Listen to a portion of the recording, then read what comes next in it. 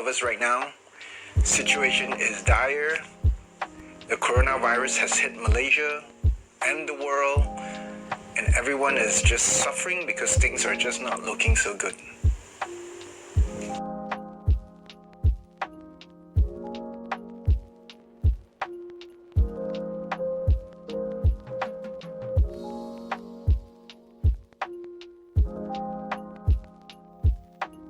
Restaurants can only accept takeaways and delivery orders, but things did not look good so far.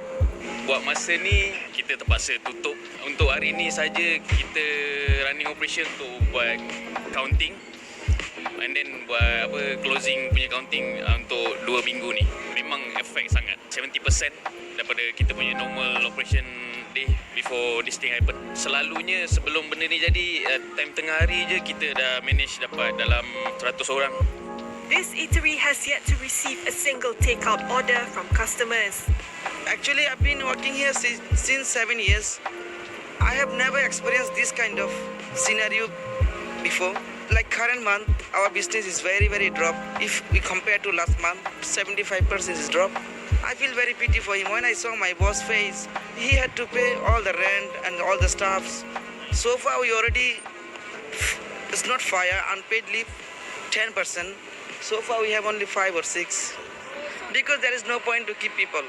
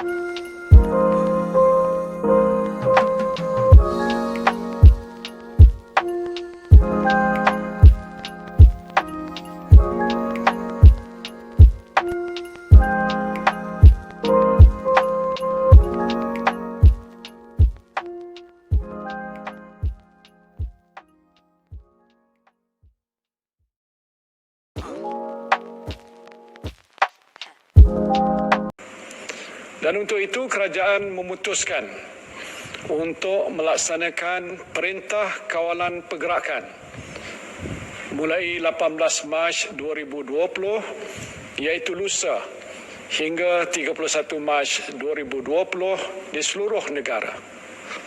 Perintah kawalan ini dibuat di bawah Akta Pencegahan dan Pengawalan Penyakit Berjangkit 1988 dan Akta Polis 1967. Hi everyone. So I'm going to tell about my personal experience during MCO, the Movement Control Order. So as our Prime Minister talked about the Movement Control Order and the regulations, and we must follow the SOP and so on. As soon as our Prime Minister announced about the MCO, Movement Control Order, firstly, I am feeling very happy because I don't have to go to classes physically. Just sitting in front of the laptop and going through lectures as usual. But at the same time, I feel very stressed because I think that I would have some kind of obstacles around here. As I said before, this is one of the challenges that I faced. During online classes, when lecturers are giving lectures through PowerPoint slides, and sometimes they are talking, and sometimes when they are giving any informations, extra informations on the screen, sometimes this happen. And when this thing happen, I couldn't even understand what is going on because I can't even see what is being displayed on the screen, and sometimes I couldn't even hear clearly what she is saying about. So when this thing happened, I started to feel lost. I don't understand what is going on. I will be fed up of the internet connection problem, because sometimes my Wi-Fi is having system downs. This is one of the things that contribute to my stress level. My laptop sometimes it is hang. I don't know why it hang. Maybe because of too much usage of laptop, because I use it for my research, I use it for my online assignments, online everything is conducted online nowadays. So too much usage of laptop has contributed to my laptop to become hang, slow, and sometimes it will suddenly it will turn off on its own. The sad thing is I miss my attendance. So my next concern will be about self-discipline and focus.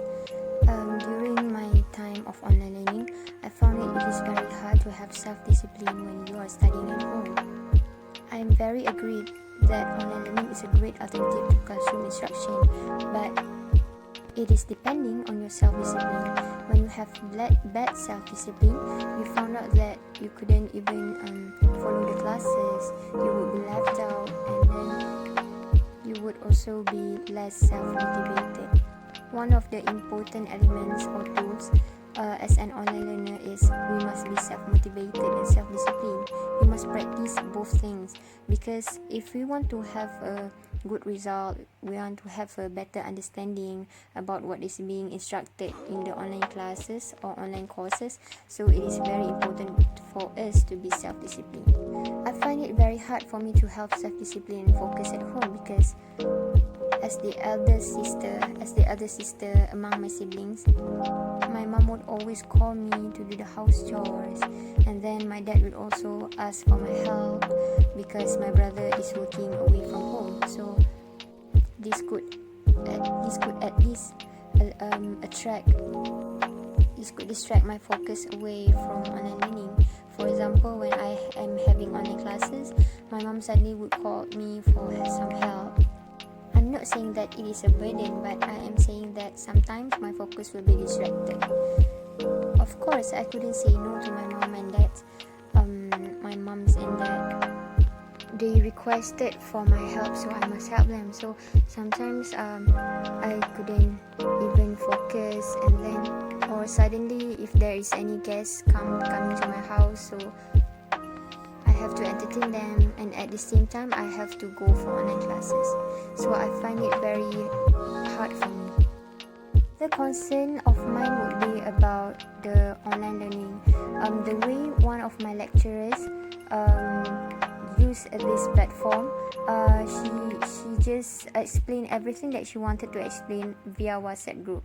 She doesn't even go for WebEx session. So I think that this is very hard for me, because it is a subject that is quite tough for me for that I have taken this sem. So I found it very hard to understand what she is explaining about.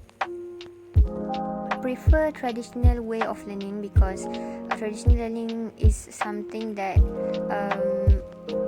is more understandable, because we can see the gestures of our lecturers, and then traditional learning also take place in a physical setting of a classroom, so we would have our focus we would have a very good focus.